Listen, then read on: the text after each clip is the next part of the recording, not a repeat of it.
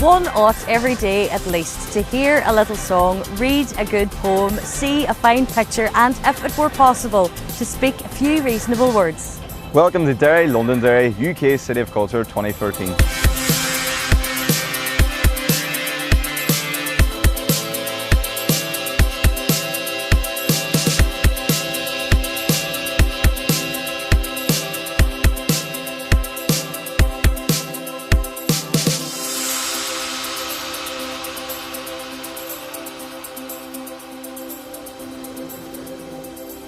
Welcome to the show. This is the city's Guildhall. It's our town hall where our elected city council sits, and it's here where many important decisions are made that relate to the everyday running of the city. Built of red sandstone in the neo-Gothic style, it's one of the most aesthetically striking buildings in the northwest of Ireland.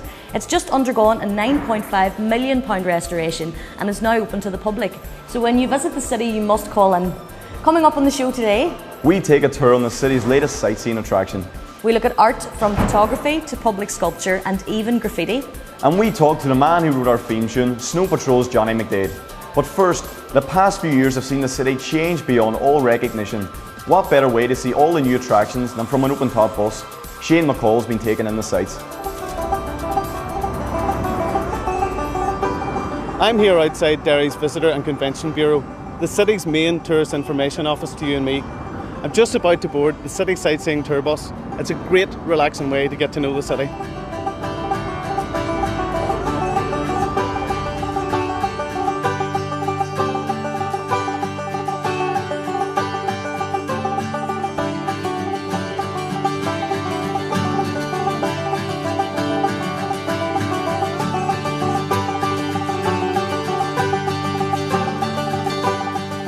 Well, Rory, how long's the bus tour been going around the city then? The company that I work for have been operating for now a number of years under the name of Top Tours Ireland. Okay. And it was a smaller company than this year. And they could see the potential in tourism in this city. This year's a great year for Derry. We've had the City of Culture. We had one big weekend. We've also been nominated for the Flag Show and the Heron, first time ever in Derry. So there's a lot of inspiration, a lot of confidence being built in the city here for tourism. So the two owners that own this company, they felt inspired by it, and they decided to bring the world franchise City Sightseeing Tours to Derry. What's the great reasons for using City Sightseeing in Derry? One, great way to learn the history of our city, great way to see the fine sights of our city, but it can be used as a shuttle service. It's not just a tour. If you look here now, we're stopping off at our stop number 2 here.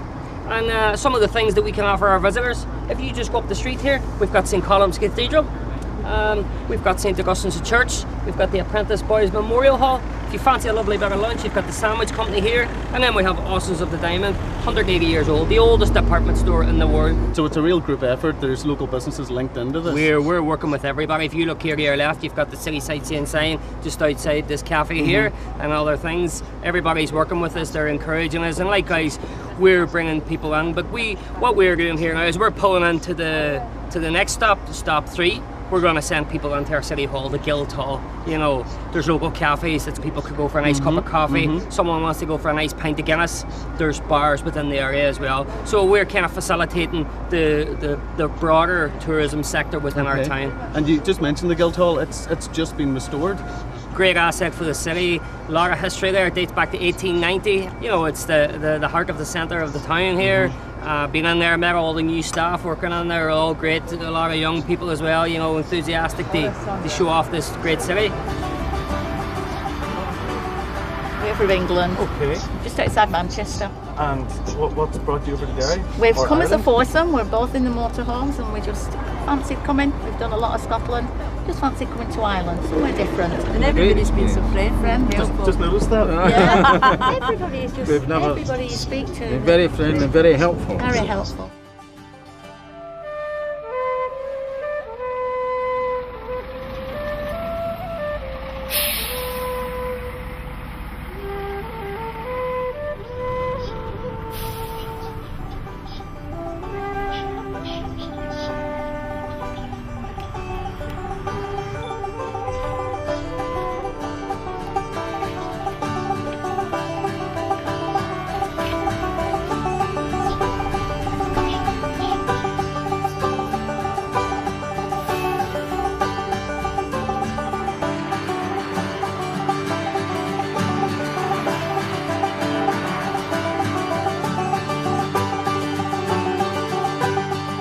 already had the two bridges, now we have the Peace Bridge.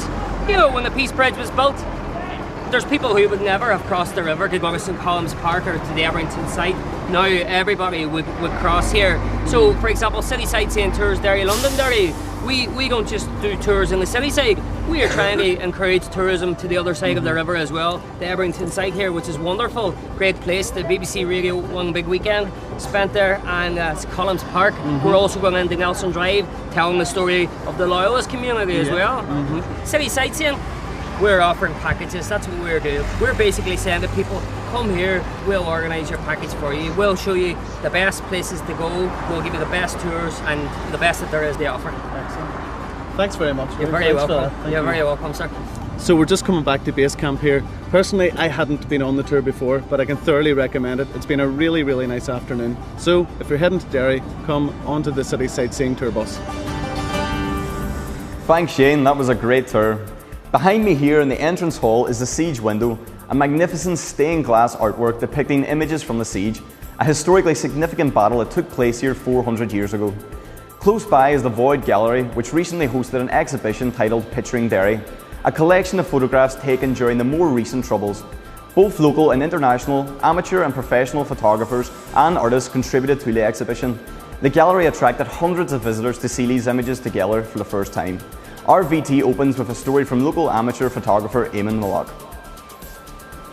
This man and I fought many a duel on the streets of Derry. This photographer, this guy and I photographed each other almost on a daily basis. There was this conflict going on between us all the time, and he was quite good humorous about it. Nice to give him the fingers, okay. That was naughty of me, wasn't it? That was naughty of me. But I didn't try to take his life. This is the opening of an exhibition project, Picturing Derry, which is the first project to bring together works of the international photojournalists who visited the city during the Troubles, alongside works of local people who themselves were documenting the everyday life around them. It is specifically the Troubles, so in this room, for example, you have the works of Gilles Caron, who, like any top-end photojournalist, was here in August '69, when literally the first stone was thrown of the Troubles. My father came here in 1969. When he came, he didn't know what was happening, and he was very surprised to see the Catholic and the people moving and preparing cocktail Molotov and things. He disappeared in Cambodia in 1970. He went there to make picture of Pol Pot, and he disappeared.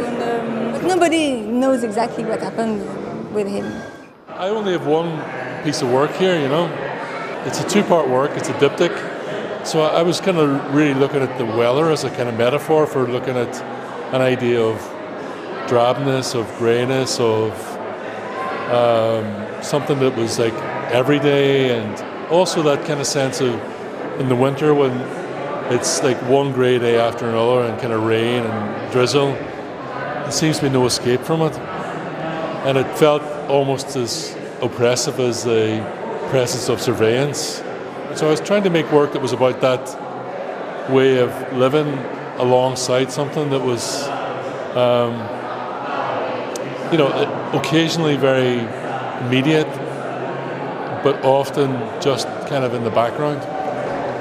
My first batch of red photos, I done them all in the bath, you know, and dried them off, I methylated spirits and all that.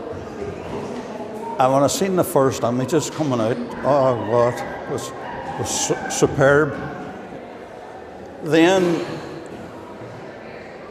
it was all just for me. And then as the years went on, I see what I have, you know, and exhibitions now and again, you know, and it just brings it all back. This exhibition is an amazing excavation of history but art together. It's a fraught subject in itself, and no more so anywhere than in Northern Ireland. The history, you know, is fought over and is still argued to be discussed, and the photography is part of that. photography is a very interesting relation to reality. You know, my favourite quote is Picasso's, "Art is a lie that tells the truth." So every photo is a lie, but it tells the truth as well. It tells the truth in a very intimate way that's just so vivid. So you get to stand with these kids, you know, and you get to look into the eyes of this boy who, you know, is about to throw a petrol bomb, or there's a couple of petrol bombs here actually ready to go. There's a tour to the Breuss Photo Festival in Berlin, which is a photo festival of some renown for like photojournalism. So like what we're doing for that is bringing over the local photographers' work to it. And then in August there's an exhibition in the Grand Hall of Stormont which will take a selection of this whole group, and it's part of an overall project led by the Nerve Centre with EU funding in collaboration with the City of Culture 2013, which makes links between this work and works from Mostar looking at Lattis, a war-torn society, and works from Berlin looking at Lattis, a city which was divided by conflict itself. What we've tried to do is give especially the local photographers like a quality of print and a quality of framing and a quality of presentation that perhaps their work hasn't seen before. So it's a definite resource for the city that we want to follow up on. What a great exhibition. Here is a story that begins in 1590 and ends in 1700. It's an exhibition of the plantation of Ulster that's currently running here in the Guildhall. It's a mix of photographs, text, drawings and interactive screens informing us of centuries when great change was forced upon the people and landscape of Ulster. Which leads me on to introduce you to someone who, although not nearly to the same degree, has nonetheless made his own impact on both the people and landscape here. He is Maurice Harron, a public art sculptor. We caught up with him in conversation at the London Street Gallery.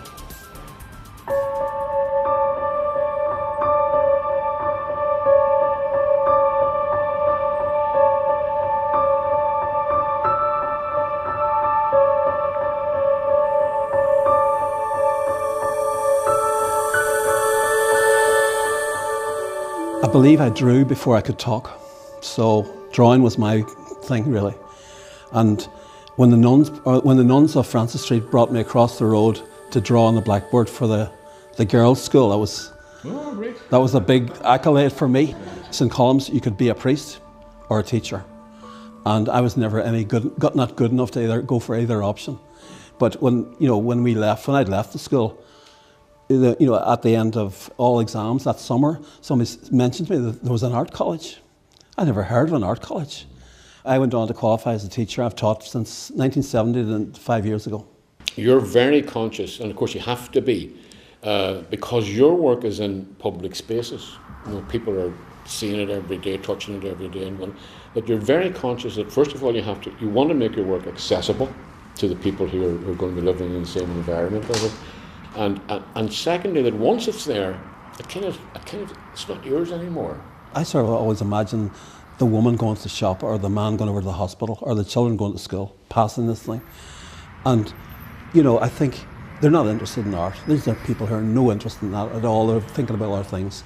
So I'm putting something in front of their face. They're driving past in the car or the bus. For me, it would be a terrible thing if somebody said, "What's that?" Most of these public works come out of a lot of consultation, thought, the context, where it's at. Hands Across the Divide is a deliberate political sculpture in its day. And it's very naturalistic as well. It's very classical. Classical art is very formal. It's formal and it's clear. There's a clarity to classical art. The visual arts are a medium of communication. We're using a language to get across a feeling or a meaning or a story. But they can be used as a secret too. They can be used to put down a feeling and yet protect yourself. It's not that clear. The looker has to have a certain amount of feeling and sensitivity in themselves to begin to find out what is going on here. Allow to explore the thing. So it's both communication and protection. Fantastic work, and we look forward to much more from Maurice in the years to come. We've much more to come on the show, but first it's time now to take a look back at some great City of Culture events from the past month. BBC Radio 1's Academy came to the Nerve Centre with a week-long programme of masterclasses and Q&As. Young people got the chance to train on industry standard equipment and even meet their favourite Radio 1 presenters. To mark the 400th anniversary of the unique relationship between Derry, Londonderry and the City of London, a new musical cantata was commissioned from two of the world's leading creators in words and music. At 6s and 7s was performed simultaneously in London and right here in the Guildhall. Flavours of the Foyle was a seafood lover's dream. Local producers came together to sell their wares and give away a few of their secrets, all under one roof. And Glasgowbury, the County Derry Festival of Local Music, said goodbye to Eagles Rock in the last year of its existence, with a headline set from County Down rockers The Answer. Graffiti has had a bad press over the years, being associated with gang culture and crime, but it's one of the oldest forms of public art in the world. The international graffiti scene is huge and spans major cities like New York and London. For the City of Culture, artists from the United States and Germany came together with local graffers at Switch Skate Park. Here's how they got on.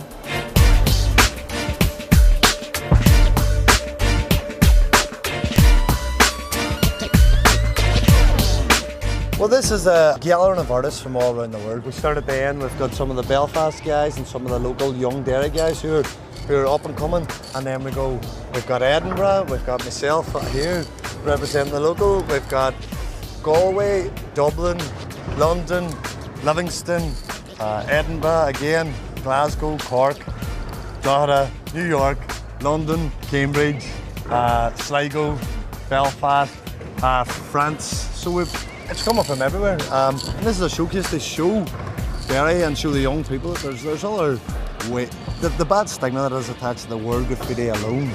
You know, this is just proving the point that a lot of people say we're not artists, but you just have to take a look around today and see the age and experience and the work that actually goes into trying to create these pieces of art.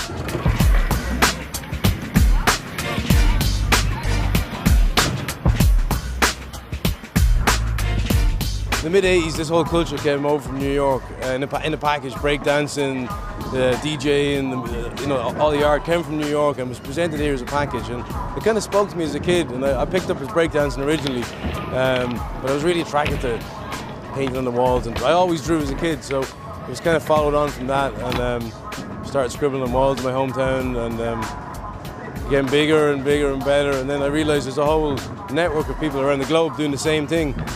I started painting in the South Bronx. I got into graffiti due to the gang situation that was going on, and I kind of got drafted into the gangs behind graffiti. And I remember I used to have to tag up my name and the gang name, and that's how I got in. Graffiti is like the only media that crosses all boundaries: age, race, religion, political views. You know, right now we have such a diversity of people here in this area right now that are from different places with different belief systems and everything, but we're here together, painting together and expressing ourselves, you know?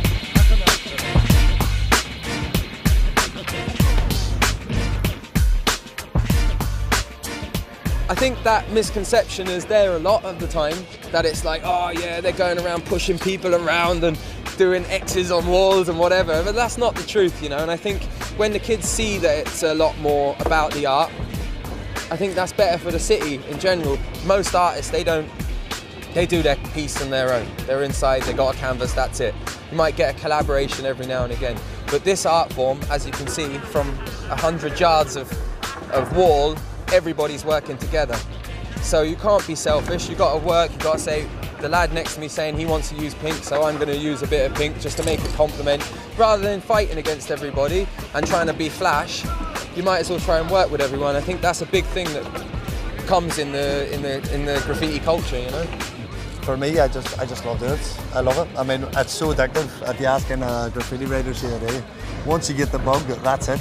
That's sort of all you think about, you know.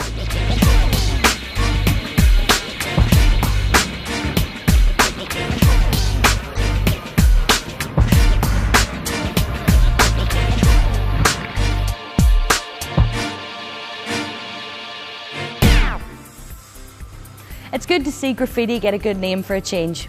I'm in the main hall or function room of the Guildhall. These windows tell the story of the city from Columkill, its founder, to the end of the First World War. This is where the famous annual Derry Feis is held. Anyone who made it big in music, song or dance in this city would have started out on this stage. There's a magnificent organ here with over 3,132 pipes. I know, I've just finished counting them. This town has a tradition of producing some of the best musicians and singers in the world. So much so, it's claimed there's something special in the air here, and this town continues to produce the very best in young talent. One young man who cut his teeth on this very stage is Johnny McDaid, a writer, musician, producer, engineer and recording artist. Now based in London and a regular visitor back home, he's proud of his city, but having worked abroad for some time, he offers an interesting perspective as he looks at his hometown from afar. This is a pretty musical place. You know, it's very hard not to be around music with the Fish, with, you know, bands, growing up with bands like the Undertones, That Petrol Emotion. I had my first guitar lesson over there in what was called the Collective before the Nerve Centre, where John O'Neill taught me to play Teenage Kicks for 10p. My family were all very musical. My Uncle Charlie was a pretty well-known musician. He went off to live in New York and made his living out of music, and my Uncle Sean McBride was a pretty famous songwriter out the homes of Donegal. You know, the times were bleak, but the thing is, this place was still home to me, and I only really recognised the bleakness of it when I left, and I had contrast. I went to London at 17, and it wasn't very long before, I think I got my first record deal when I was 20, so I was travelling from then, really, until now. My dad was a Derry man, and he loved this place so much. He was so proud of it, and he was actually, I look around the town now, and my father would never have spoken about it himself when he was alive, but he has such a legacy here. You know, for example, the bridge behind us here, my dad was part of the initiative to bring that to the town, and I remember he told me about it, and there were a few naysayers at the time, and he always had this sense of hope about him, where he said, you know, let's look at possibility, let's look at potential, instead of looking at what hasn't happened, let's look at what can. And so as a Derry man, I don't think there's anybody that loved the place more than he did. I think it's hard to look at people like Van Morrison or Paul Brady, and you know, even more recent bands. You know, bands like Therapy, and in Derry now you've Little Bear, everything from Small Town America, and there's so many things that are coming here that feel authentic to me. And there must be a reason for that. I think for such a small place, Northern Ireland has produced a massive of talent and a massive kind of. Oh, is that an undertone? You were 5 minutes late. I told you you'd be here 5:15. Oh, my watch is wrong. Sorry, Johnny, my watch is wrong. I must get that fixed. Are you back for long? No, I'm back till Monday. Back out to LA again on Monday. Are you recording? We're doing a bit of writing. Excellent. Right, I'm awake because I've got a barbecue to go to. Go barbecue. Over in our house. I have to get the sausages on. All right, Johnny, good to see you again. again. Watch yourself. Take care. All right, bye bye. When you mention the undertones here, they appear. That's one of the quirks of Derry. I couldn't stop listening to Teenage Kicks. I think the song is the most perfectly crafted pop song. It's a model for pop writing, and they wrote it when they were 17. You know, that's as young as I was when I left home, and I could barely write my name on a bag of a pizza box. Derry's capable of a whole lot, and the people here are capable of even more yet. If I was to ask the culture company to do anything, it would be keep that in mind, and keep in mind that there's more. There's so much more to be mined here. Just keep going. Don't stop. Don't let it stop. Ask the people here now that they feel like they feel what they want, and I bet you they say they want it to continue. A big thanks to Johnny for taking the time to speak to us, and to Mickey for dropping by. We're sitting in the newly refurbished council chamber, finished in oak, which is synonymous with the city. It's time now to take a look at what's coming up in the City of Culture programme in the months ahead. It's been 20 years since the first Foyle Pride event in the city, and the LGBT community celebration will be bigger than ever this year. The parade itself is a spectacular and colourful event with a carnival atmosphere. The festival kicks off on the 20th of August. Boy Blue wowed the crowds at the launch of the City of Culture programme last year. They're back in October at the Millennium Forum for their new show, Manga, an original story combining hip-hop, manga design and martial arts. The Foyle Film Festival celebrates its 26th year in November. One of only a handful of international festivals with Oscar affiliation, the festival showcases international feature films and has an exciting programme of shorts, documentaries and animations. World professional kickboxing champions Pint of Quigley, Aidan Lights Out Lafferty and Donegal lady Natalie the Blade McCarran will be in action at the World Kickboxing Tournament at the venue in November. This will be the biggest ever kickboxing and K1 event to be held in Ireland. We'll leave you now with a song by local musician Chris McConaughey, better known as Our Krypton Son. This is Catalonian Love Song. From Derry, Londonderry, till next time, it's goodbye. Bye bye.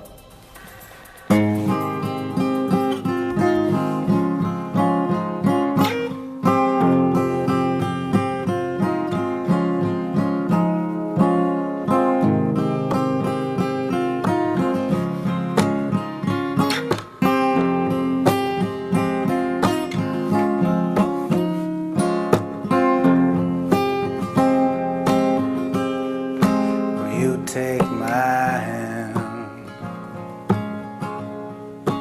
down the back streets. Lovers are watching the breeze roll by, and I'm not too fearful of anything at all, but I'll never let you out of my sight.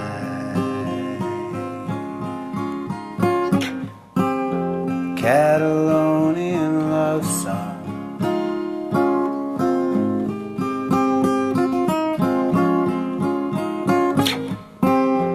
Catalonian love song.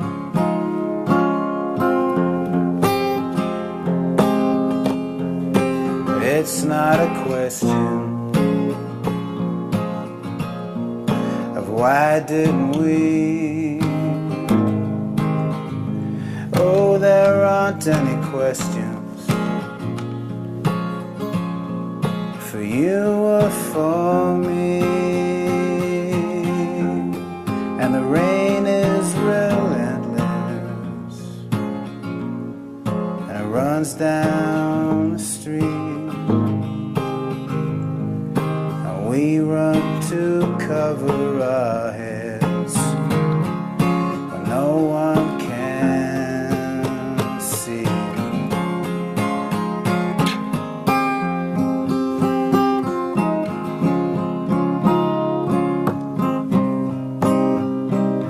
You've been a long time coming, yes you have, yes you have. You take my hand down the back streets. Lovers are watching the leaves drip dry,